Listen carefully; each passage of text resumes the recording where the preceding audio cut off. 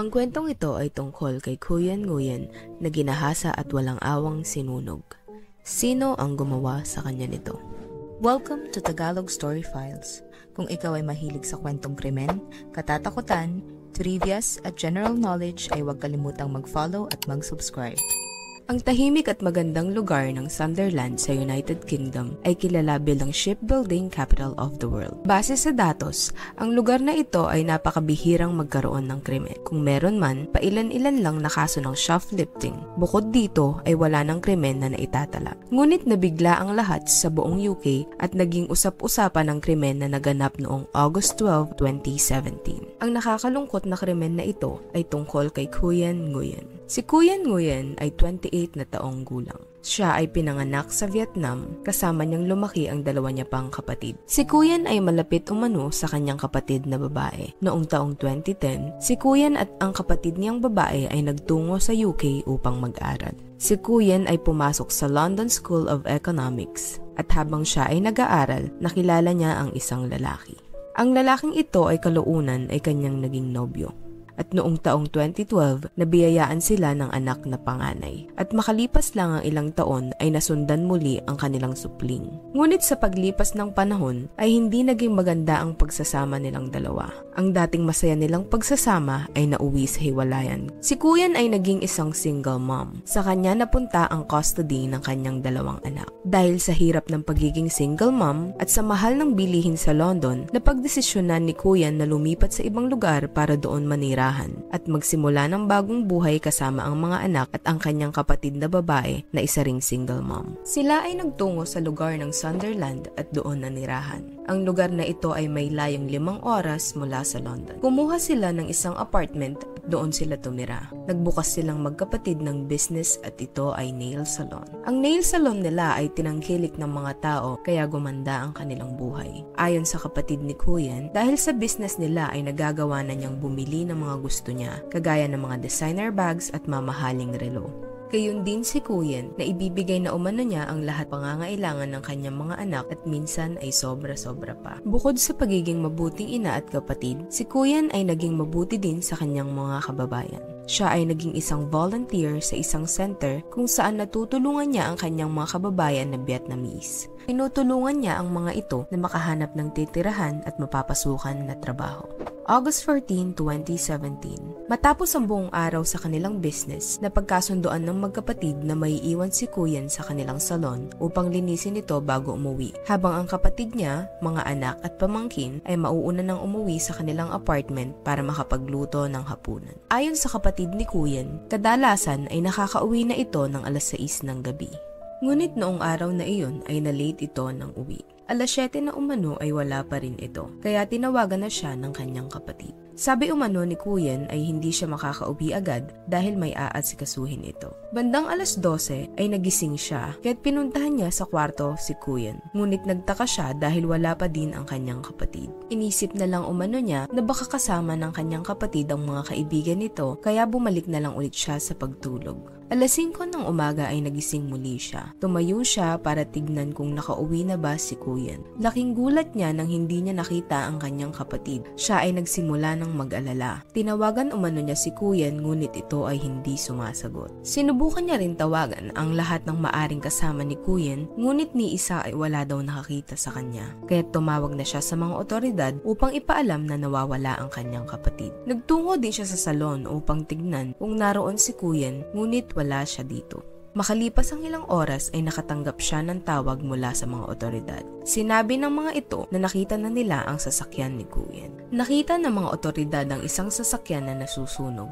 Ginawa ng mga bumbero ang lahat para maapula ang nasusunog na sasakyan. Siniyasat nila ang sasakyan at nakita nila na may isang taong nasusunog sa loob. Ngunit dahil sa tindi ng sunog na natamo nito ay hindi na ito makilala. Ayon sa salaysay ng pulis sa lugar, ang bangkay ay tila katawan ng isang teenager. Makalipas ang autopsy, kinumpirma ng otoridad ang kinatatakutan ng kapatid ni Cuyan. Dahil sa dental records, nakilala ang bangkay na nasunog at kumpirmado na ito ay bangkay ni Cuyan. Agad-agad kumilos ang otoridad matapos makumpirma ang lahat at wala pang 24 oras ay naaresto nila ang dalawang suspect. Ang mga suspect na naaresto ay sina William McFall at Stephen Unwin. Ayon sa mga ulat, si William at Stephen umano ay nagkakilala sa HMP Swaleside Prison. Kilala umano ang dalawang ito na mamamatay tao at mga magnanakaw. Noong taong 1998, nilooban umano ni Stephen ang bahay ng isang 78 years old retired pharmacist at dahil ito daw ay nanlaban kaya pinatay niya ito. At para umano walang makitang ebidensya sa ginawa niyang krimen, ay sinunog niya ang buong bahay ng biktima. Kahit sinunog niya ang lahat ay hindi pa rin niya natakasan ang mga investigador.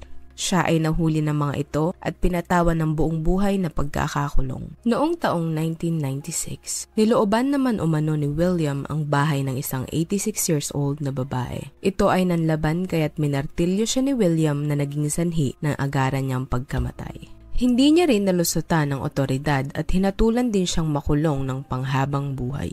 Sa loob ng ilang taon ng pagkakakulong, sila ay naging malapit sa isa't isa. Noong taong December 2012, sa utos ng parole board, si Stephen ay pinalaya at ito ay dahil sa release on license. Ito ay ginagawad lamang sa mga bilanggo na napagdusahan na ang kalahati ng kanilang sentensya at kung sila ay nakitaan ng magandang pag-uugali sa loob ng kulungan. Taong 2014, pinayagan na ding makalaya si William ng parole board. Ayon sa mga otoridad, makalipas ang ilang taon matapos makalaya ni Stephen ay nagbago na umano ito. Nagkaroon siya ng karelasyon at sila ay biniyayaan ng isang anak. Ngunit noong taong 2017, sila ay naghiwalay kaya't lumipat ng lugar si Stephen. Sa kaparehong taon kung kailan naghiwalay si Stephen at ang kanyang nobya, ay nagkita muli sila ni William. Ngunit imbes na magbago ang dalawa at gumawa ng mabuti, ay muli silang bumalik sa masama nilang gawain. May mga video din na kumalat kung saan walang hiya nilang ninanakaw ang mga cannabis at binebenta ito sa mga tao. Ang huling trabaho na pinasukan ni Stephen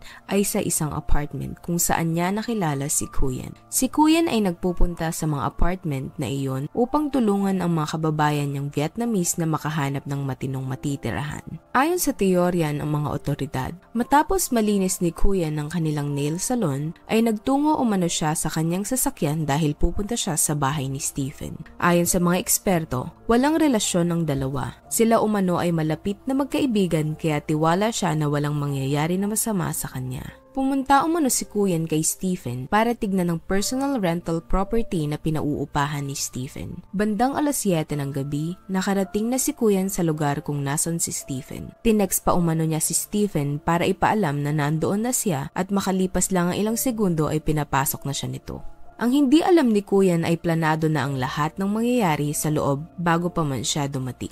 Ayon sa salaysay ni Stephen, ang plano nila ay magtatago si William sa loob ng bahay at pagpasok ni Kuyen ay susunggaban nila ito. Sa loob ng 4 na oras, naranasan ni Kuyen ng mga bagay na hindi niya inaasahang mararanasan niya sa kamay pa mismo ng kanyang kaibigan. Pagpasok niya, siya ay sinunggaban at hinila ng dalawa papasok sa kwarto.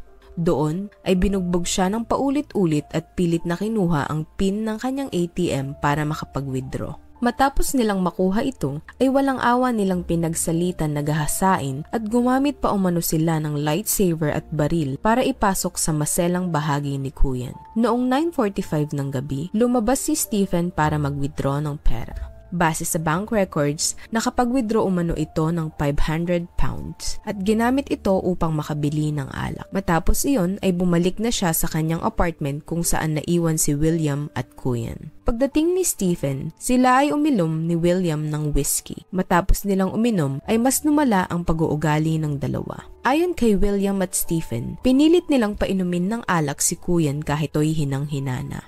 Nilagyan pa umano nila ng supot ang ulo nito. Matapos ang kanilang mga ginawa, sila ay naglinis. Nagluto pa umano sila ng curry at kumain habang si Kuyen ay kaawa-awang nag-aagaw buhay sa loob ng kwarto. Bandang alas 11 ng gabi, kinuha ni Stephen ang kotse ni Kuyen upang maisakay ang katawan nito. Binalot nila ang katawan nito ng kumot upang hindi umano makatawag ng pansin sa mga kapitbahay. Pinagtulungan nilang buhati ng katawan ni Kuyen at nilagay sa backseat ng sasakyan. Nagbiyahe sila at humanap ng liblib na lugar.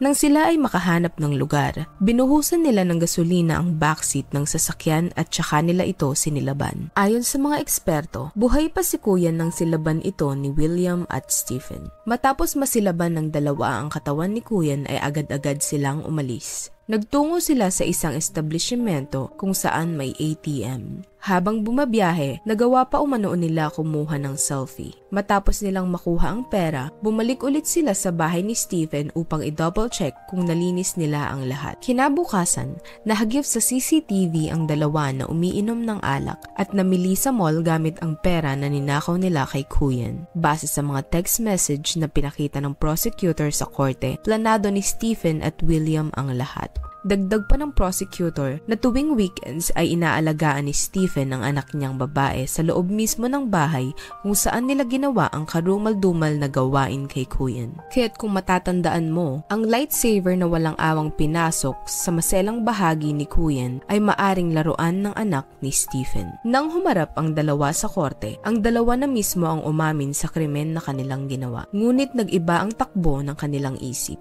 Hindi na sila magkasundo at sila ay nagtuturuan kung sino ang totoong mastermind sa krimen. Sa bawat pagharap din nila sa korte, sila ay nagsisigawan. Pero ayon sa prosecutor, ang ginagawa nila na pag-aaway ay palabas lamang. Pinakita ng prosecutor ang sulat ng isa't isa kung saan nakalagay na dapat nilang ipakita na nag-aaway sila para malito ang judge at mas bumaba ang sentensya sa kanila. Sa isang sulat na pinadala ni William kay Stephen, ay kinukumbinsi niya ito na ituloy lang ang kanilang ginagawa na palabas dahil alam niya umano ang batas at siya umano ay matalino. Ngunit hindi alam ni William na lahat ng sulat na lumalabas at pumapasok sa loob ng kulungan ay minomonitor ng mga otoridad.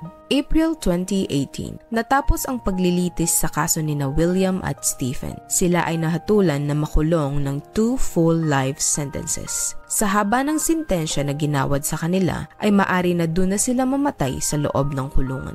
Bago dalhin ng dalawa sa kulungan, ay binigyan ng pagkakataon ang pamilya ni Kuyen na harapin ng mga suspect. Ayon sa statement ng pamilya ni Kuyen, hindi sila makapaniwala na ang isang mabuting tao, ina, kapatid at anak ay nakaranas ng brutal na kamatayan.